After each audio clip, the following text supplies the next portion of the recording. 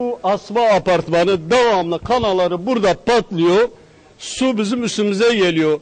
Hangi bina sakinlerine diyoruzsa adamlar bize kızıp bağırıyorlar. O diyor ben yapmıyorum, o diyor ben yapmıyorum. Defalarca böyle olmuş. Yani zor belayla yaptırmış. Bu 3 gündür gene aynı şeyde olmuş.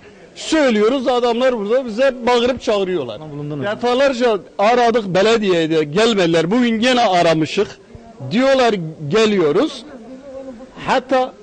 Hatta şimdi bir daha aradık, deliler gelmişler veya hiçbir kişi, yani yetkili kişi de gelip bakmamış. Sabah aradık. Daha da gelmemiş. Dediler geleceğiz. Biraz önce gene aradık.